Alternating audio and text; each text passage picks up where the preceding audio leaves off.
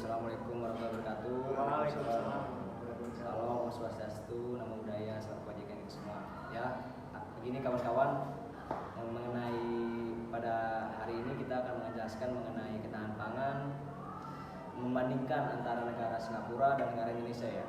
Nah, untuk mengenai hal itu mungkin kita bisa memperkenalkan diri dulu. Pertama, saya dari Aldi Nopaldi, sebelah kiri saya Brin Lamberto. Saya Saiful Muhammad Rifai. Ya, jadi begini, sebelum kita melakukan komparasi mengenai dari perbandingan sudut pandang dari narasumber yang lainnya, mungkin kita akan menjelaskan dulu dari sudut pandang kami mengenai seperti mesti mulus mengenai apa itu ketahanan pangan dan mengenai perbandingan Indonesia dan Singapura. Mungkin bisa dijelaskan oleh kawan Epul. Kalau saya, kalau menurut saya sih terhadap ketahanan pangan ya, ini kan komparasi ketahanan pangan antara Singapura dan Indonesia. Nah, menurut saya ketahanan pangan ini adalah menjadi salah satu isu ya kan, yang menjadi perhatian seluruh negara, yang dimana dalam pembentukannya itu menjadikan sebuah makro yang kondusif terhadap negara tersebut. Kemudian ketahanan pangan ini tidak hanya terkait dengan ketersediaan pangan saja, tapi melainkan akses terhadap keamanan dan lain-lainnya gitu. Gitu sih. Mungkin itu ya dari pandangan dari Apple, mungkin bisa agar menstimulus lagi, mungkin dari pandangan dasar mengenai ketahanan pangan mengenai dari Berto mungkin bisa dijelaskan. Iya, menurut saya itu ketahanan pangan itu bagaimana negara mengelola stok atau ketersediaan pangan. Lebih sebenarnya pandangan negara, visi negara yang kedepannya gimana, bagaimana dia menyetok barang atau memproduksi ketahanan pangannya sendiri demi memenuhi kecukupan pangan di negaranya. Mungkin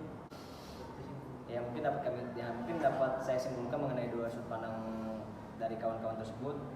Yang dapat menjadikan dasar dari ketahanan pangan itu adalah yang pertama mengenai dari kita sebagai makhluk hidup yang tidak bisa lepas dari hal-hal makanan yang baik dari makanan pokok dan makanan sekunder mungkin dikatakan, itu menjadikan hal yang dasar bagi negara untuk memenuhi kebutuhannya masyarakat masing-masing. Dengan seperti itu, negara harus mampu menyiapkan ketersediaan pangan-pangan yang harus diberikan kepada masyarakatnya. Mungkin itu sih hal dasar mengenai mengenai ketahanan pangan tersebut. Ya. Sebentar dulu nih, kan tadi kita membahasnya Indonesia dengan Singapura. Nah, menurut data tadi itu yang saya dapat, di mana Singapura pada 2006 menurut Global Food Security Index, Singapura itu menjuarai indeks ketahanan pangan global, di mana kita melihat kok negara yang kecil kepulauan itu bisa kuat ketahanan pangannya dibanding kita, negara yang luas tapi kalah gitu. Dimana kita kan agrarinya itu sebenarnya kalau kita ngolah itu bisa lebih kuat, kenapa bisa kalah gitu. Nah, sebelum itu kita akan mewawancari beberapa narasumber. Ya, mungkin kita akan menanyakan kepada dari sudut pandang lain mengenai tadi pertanyaan, mengapa negara Indonesia yang kaya akan sumber daya alam dan juga bentuk memiliki garis agraria yang luas, tetapi secara ketahanan pangan kita kalah dengan negara Singapura yang dikatakan lebih kecil dari kota-kota yang Indonesia. Itu kan menjadi pertanyaan besar untuk negara hari ini. Mungkin kita bisa menanyakan kepada dari narasumber. Ya, baik. Sekarang saya lagi bersama Ketua Himpunan Terpang Ketahanan Pangan Universitas Sultan Agung Tirtayasa.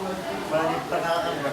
Oke, terima kasih ya. Perkenalkan, nama saya Fulki Ardiansa, mahasiswa Teknologi Pangan angkatan 2018. Alhamdulillah saya periode ini diamanahkan sebagai Ketua LSO Himpunan Mahasiswa Teknologi Pangan atau Himakipan Universitas Sultan Agung Tirtayasa. Terima kasih. Ya, baik. Sekarang kita berbincang-bincang tentang ketahanan pangan ya. Komparasi antara ketahanan pangan di Indonesia dan Singapura nih. Kenapa sih gitu? Di Indonesia ini ketahanan pangannya sangat rendah gitu, sedangkan Singapura yang mempunyai lahan sedikit gitu bisa meningkat itu ketahanan pangannya. Ya, menarik sekali ya. Jadi pertanyaan yang cukup menarik, sangat bagus ya. Kenapa Singapura sampai saat ini ketahanan pangannya begitu bagus, sedangkan di Indonesia sendiri yang begitu banyak sumber daya alam, sumber daya mineral dan lain sebagainya, tapi ketahanan pangannya sangat memprihatinkan. Berarti ini ada yang salah, baik itu dalam segi pengelolaannya maupun dalam segi memanfaatkan apa yang sudah ada di yang ada sumber daya alam yang ada di Indonesia itu sendiri. Contohnya Malaysia, mereka nggak mempunyai lahan, tapi kita bisa lihat sendiri ketahanan pangan mereka sangat bagus, tapi jauh berbanding terbalik dengan Indonesia yang saat ini sumber kekayaan alamnya sangatlah melimpah. Bahkan Indonesia negara berapa ke dunia itu yang sumber daya alamnya sangatlah melimpah, tapi ketahanan pangannya sangat memprihatinkan. Mungkin permasalahannya itu ada di pertama, kurangnya pemerintah dalam memanfaatkan sumber daya alam yang ada saat ini. Kedua, sumber daya manusianya, masyarakat Indonesianya belum bisa memanfaatkan apa yang sudah ada di Indonesia itu sendiri.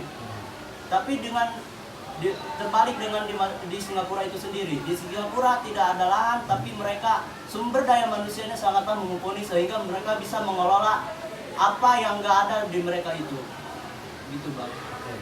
Jadi kesimpulannya ini adalah ada 3 penyebabnya kan, pemerintah kurang memanfaatkan sumber daya alam, ya kan, sumber daya manusianya kurang mendukung. Iya, benar. Ya.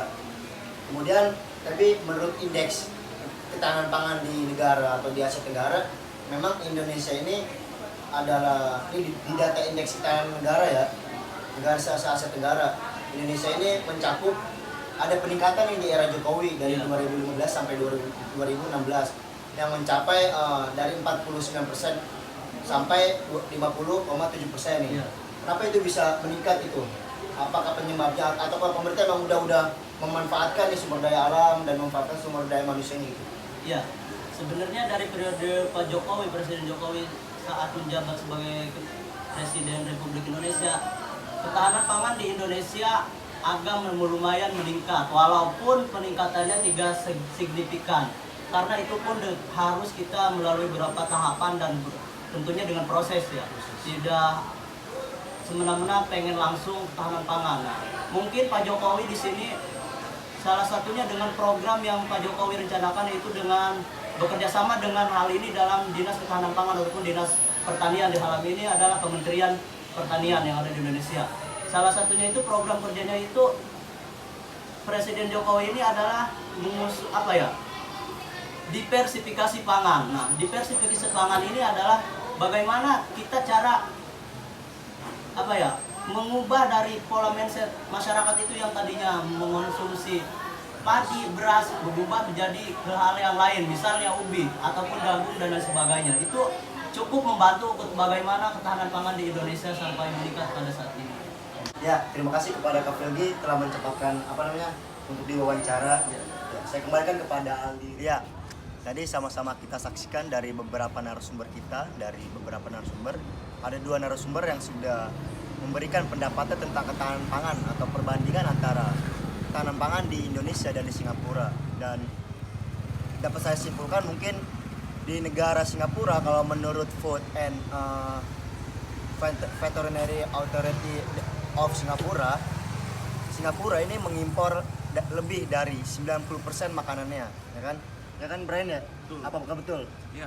Jadi di Singapura ini dia 90% itu olahan makanan yang dia kelola itu dari impor. Jadi hanya kurang dari 10% aja yang dikelola sendiri.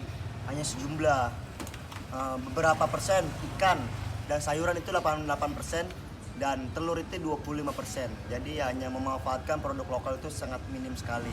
Itu Brian ya. Di mana Indonesia itu dalam impor itu rata-rata di bawah 30%. Dan Indonesia itu kurangnya dalam lahan pertanian, minat sumber daya manusianya juga kurang dalam pengelolaan teknologi pangan. Jadi kita dapat simpulkan Singapura itu lebih hebat dalam kegiatan impor dan ekspornya dibanding Indonesia yang kalah dalam segi impor juga, dari segi ekspor juga, dalam segi pertanian juga kalah karena pengelolaan